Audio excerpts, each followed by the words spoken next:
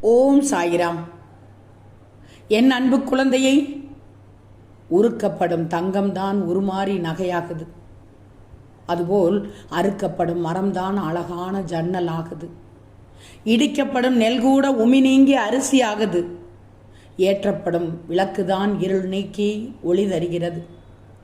செதுக்கப்படும் பளிங்கு செம்மை வெற்று சிலையாகுது. மிதிக்கப்படும் மண் மிருதுவான பானையாகுது.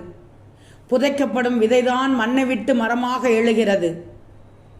தோற்று போகும் மனிதன்தான் துணிவு பெற்று வீரனாக வேண்டும்.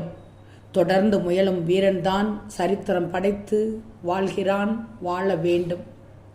கண்மணியே, முடியாது என துவண்டு விட்டால் படிகள் கூட தடைகள் ஆகும். முடியும் என முயன்று விட்டால் முகில்களும் நிச்சயமாக உன் புகழை பாடும்.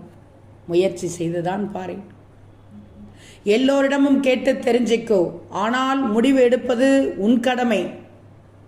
அனுபவம் தானே சிறந்த ஆசான். பணம், புகழ், கௌரவம், பெயரெல்லாம் கிடைக்க இறைவன் அருளும் கடவுள் பக்தியும் மிக மிக அவசியம். நடந்து முடிந்ததை நீ நினைக்காதே. நடக்கப் போவதை ஆவலாக எதிர்பார்க்கவும் வேண்டாம். இப்போது நீ செய்வதை கவனத்தோடு செய்துவிடு. உன் பணி எவ்வளவு கடினமாக தோன்றினாலும் அதைவிட மாபெரும் சக்தி உன்னிடம் உள்ளதை உணர்ந்துக்கோ. உன்னை சுற்றி உற்றுப்பார்.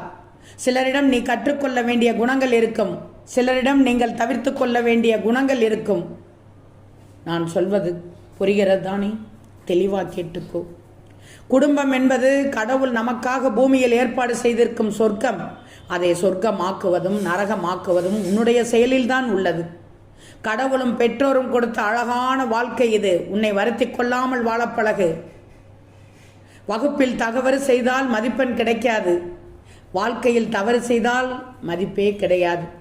மனதிற்கு போதுமான வேலை தராவிட்டால் மனம் சஞ்சலப்பட தொடங்கிவிடும்.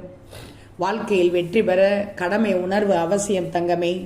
நீ நல்ல வழியில் சென்றால் பணம், புகழ், சந்தோஷம் கிடைக்கும். தாமதமாகவும் கிடைக்கும். ஆனால் நிம்மதியாக இருக்கலாமே. நல்லதே நினைக்கும் என் பிள்ளைக்கு நல்லது நடக்கும்.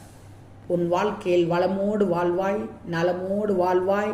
இந்த சாயின் அறிவுரையை கேட்டால் பின்பற்றினால் போதும். அனைத்தும் உனக்கு வெற்றியாக கிடைக்கும். ஓம் சாயிராம்.